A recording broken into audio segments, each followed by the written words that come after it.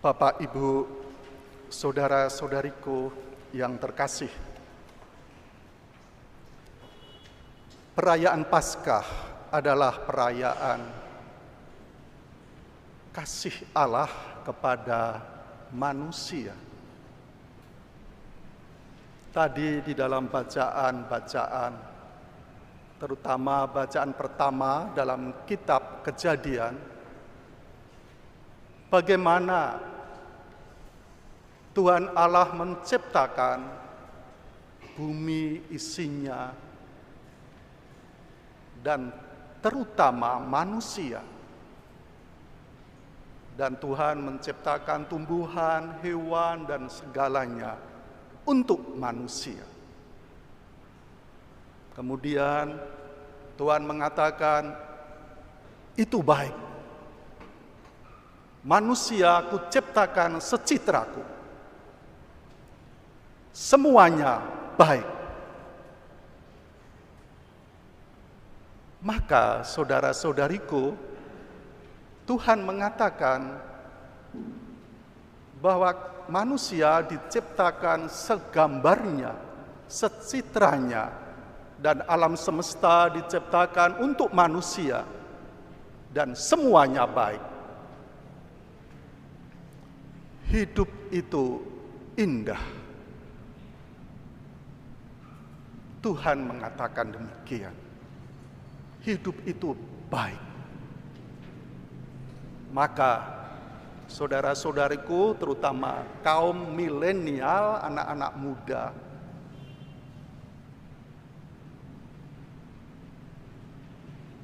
jangan mau dipengaruhi yang mengatakan hidup di dunia itu tidak baik, sehingga mudah menjadi teroris, membunuh dirinya sendiri. Kalau membunuh dirinya sendiri, ya tidak apa-apa. Seandainya ada di situ teroris gitu, bunuh dirinya sendiri, malah saya baptis.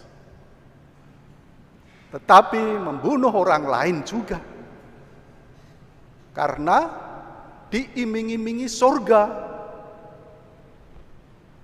Hidup di dunia itu indah, baik. Kita diciptakan secitra Allah, maka kita rawat. Dan bagi terutama kaum muda, milenial, jangan mudah dibohongi oleh para penceramah lewat YouTube, lewat apa saja, sehingga mengatakan hidup di dunia ini susah, lebih baik mati, nanti masuk surga. Hidup ini indah kalau kita rawat, kita pelihara. Tuhan menginginkan itu. Karena indah, maka Tuhan mengasihi manusia. Tadi dalam bacaan selanjutnya, mari makan gandum, minum susu, gratis, tidak bayar. Artinya Tuhan menyelenggarakan hidup kita. Tuhan memelihara kita. Kita tidak mungkin kekurangan. Tuhan ingin kita sejahtera.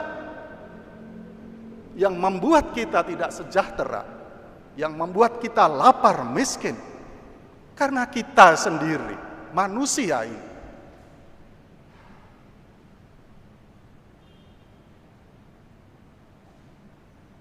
Orang-orang Mesir membuat orang Israel ditindas,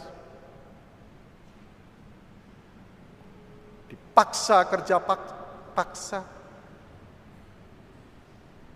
dipukulin. Tuhan menyelamatkan karena mencintai manusia supaya semuanya, tidak pandang suku, agama, ras, bangsa, semua hidup sejahtera. Maka Tuhan membebaskan umat Israel. Itu kasih Tuhan kepada manusia. Tuhan campur tangan sampai umat Israel bisa melewati Laut Merah. Tentara Mesir kalang kabut kemudian mengundurkan diri. Musa semalaman angkat tangan supaya air terbelah dan tanah kering. Kemudian Musa turun, air menjadi satu lagi dan orang-orang Mesir mati karena tenggelam.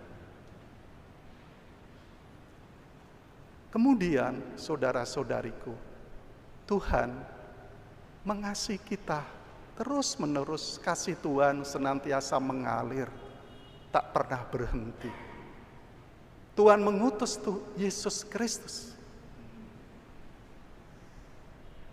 Dan dia memberi teladan bagaimana Tuhan Yesus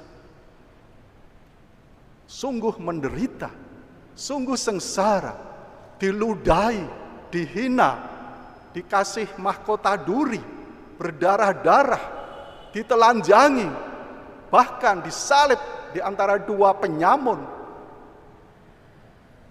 Penderitaannya sungguh ngeri. Kalau ditembak, duar langsung mati, mudah. Tetapi setiap Jumat, kalau kita merenungkan jalan salib, setelah perjamuan, Tuhan ditangkap,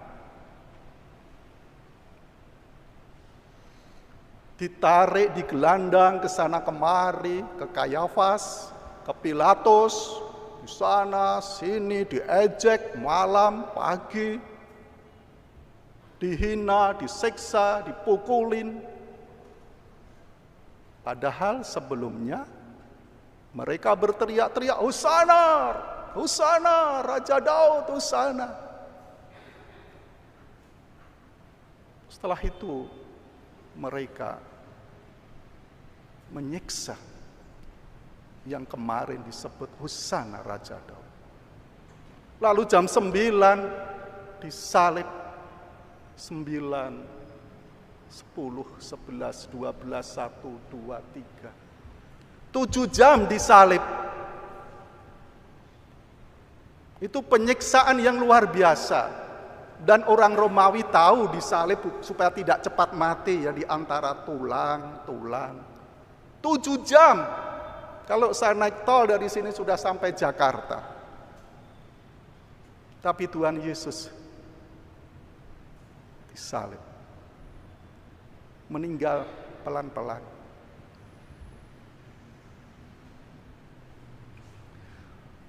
Tuhan mencintai kita.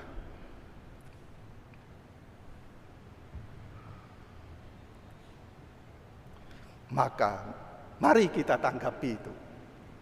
Sungguh Tuhan mencintai Anda masing-masing. Kasih itu hendaknya menjadi bekal bagi Anda. Dan di dalam Paskah nanti kita diperbaharui. Saya diingatkan lagi sebagai anak-anak Tuhan yang sungguh dicintai.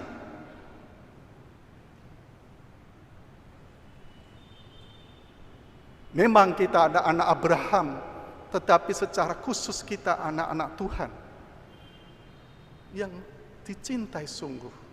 Maka hendaknya itu kita sadari menjadi bekal hidup dalam perjalanan kita. Kalau di dalam hidup ini kita mengalami susah, mengalami penderitaan, mengalami kegagalan, hidupku buntu, aku berbuat baik, disiksa, dihina, difitnah, digosipkan, Tuhan mengasihiku. Tuhan tetap mencintaiku. Dan Tuhan memberi contoh, Tuhanku pun disiksa, dihina, padahal dia membuat banyak mukjizat, menyembuhkan orang, membuat orang buta bisa melihat. Tuhan pun ditelanjangi, dibuat malu di banyak orang kota Yerusalem. Maka aku pun tetap gagah, tetap berjalan. Karena Tuhanku demikian. Bukan berhenti pada kegagalan mati di salib. Tuhanku bangkit. bangkit. Lilin tadi kita matikan lilin gereja dan hanya lilin. Tetapi lilin itu memberi harapan dalam kegelapan apa saja. Kalau ada api sekecil pun, itu memberi harapan, mengusir kegelapan yang ada di sekitarnya. Maka saudara-saudariku, hiduplah, jangan jauh-jauh dari Tuhan Yesus Kristus. Kalau lilin ini dan semakin jauh kita gelap. Tetapi kalau kita semakin dekat dengan nyala Kristus lilin ini, Kristus bisa melihat wajah kita. Sehingga kita diselamatkan. Kita hidup di dalam terang. Kebanyakan dari kita ingin menjauh. Dan kalau berbuat dosa, berbuat kesalahan, kita ingin tempat yang gelap-gelap. Maka berusahalah untuk dekat pada Yesus Kristus yang bangkit mengatasi kematian, mengatasi maut. Jadi ada harapan. Nanti kalau saudara-saudariku di dalam hidup ini mengalami kegagalan, difitnah, dijelek-jelekan, kurang dipercaya oleh pimpinan Anda, oleh apa saja. Jangan berhenti di situ. Itu jalan Tuhan untuk menuju kebangkitan. Kita jangan terpuruk oleh kegagalan, oleh keterputusasaan kita. Kalau kita mengarahkan pada lilin ini, pada sinar Kristus, punya arti. Kegagalanku punya arti. Penderitaanku ada maknanya. Tidak sudah mati. Seperti Tuhan kalau tidak bangkit ya sudah, nggak ada artinya kita beriman pada Tuhan. Tapi Tuhan bangkit sehingga kasih membuat budaya kehidupan terus-menerus mengalir di dunia ini. Maka mari kita kalau di dalam hidup ini kita mengalami apa saja, selalu ada pelajaran di situ. Kasih Tuhan mengalahkan kesusahanku, kegagalanku. Dan kira-kira pandemi ini, corona ini, kasih Tuhan mengalahkannya. Sehingga kita sudah setahun mengalami pandemi ini, bangkit lagi. Dan tentu itu nanti menjadi bangkit yang luar biasa. Karena selama setahun kita seperti ke belakang, merefleksi diri, melihat hasil karyaku, hidupku. Setelah itu kita berlari. Karena tahu itu kekuatanku di situ. Maka mari kita bangkit.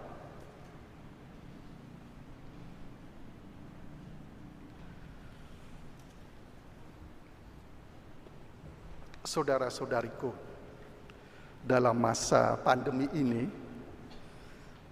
saya berlatih main gitar. Dan saya terkesan akan lagu itu dengan latih gitar itu. Jangan memandang saya main gitarnya, tapi paling tidak bagi saya mau men-sharingkan ini kata-kata yang lagu yang sangat bagus ini. Tadi saya bawa gitar. Dalam masa pandemi ini saya bisa main gitar. Untung lah, kalau nggak ada pandemi saya nggak bisa. Latihannya pakai apa? Pakai YouTube. Nyanyi sendiri. Ya maka masa coba latihan saya. Tapi sebagai hadiah Paskah untuk saudara-saudariku.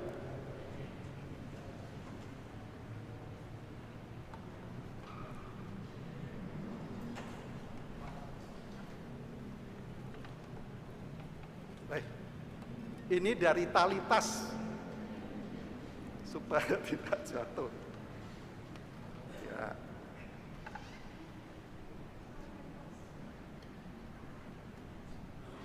Ya dalam masa pandemi ini ya kita mencoba kreatif, berpikir.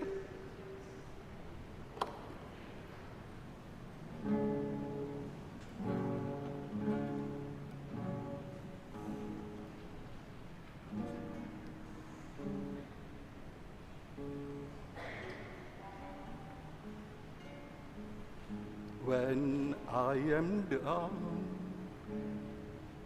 Oh, my soul so weary. When troubles come and my heart burdened be, then I am still and wait here in the silence until you come and say it while with me.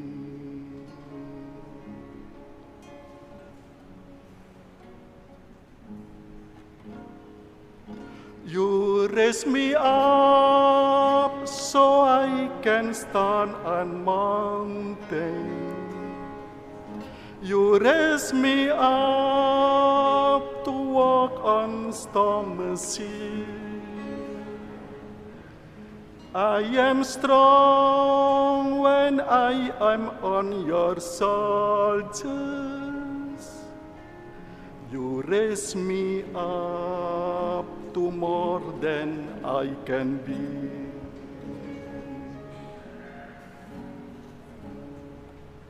Bila kita terpuruk, when I am down, and jiwaku terasa berat,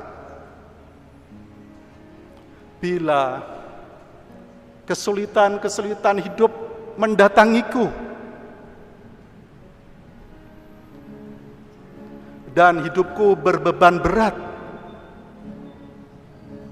kemudian aku berenung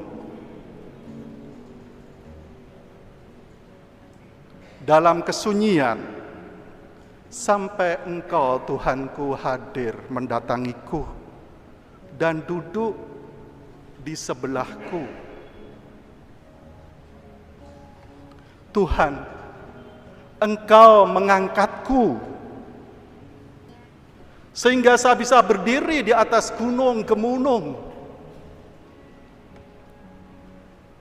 Tuhan, Engkau mengangkatku sehingga aku bisa berjalan di atas gelombang-gelombang lautan. Aku kuat, Tuhan, karena di dalam pelukan-Mu. Engkau mengangkatku lebih, menggendongku lebih apa yang aku pikirkan.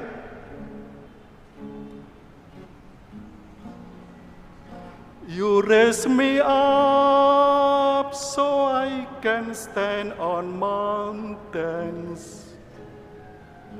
You raise me up to walk on stormy seas. I am strong when I am on your shoulders. You raise me up to more than I can be.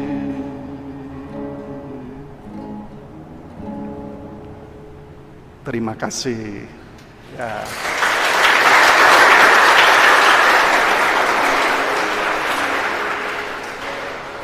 Ya, tepukan Paskah, terima kasih.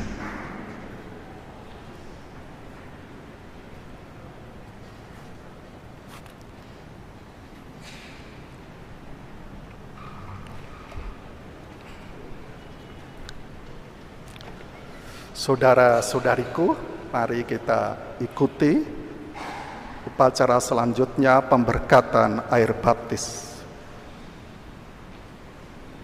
Marilah kita menguatkan kerinduan suci saudara-saudari kita ini dengan doa kita bersama. Semoga Allah Bapa yang Maha Kuasa dan Maha Rahim mengasihi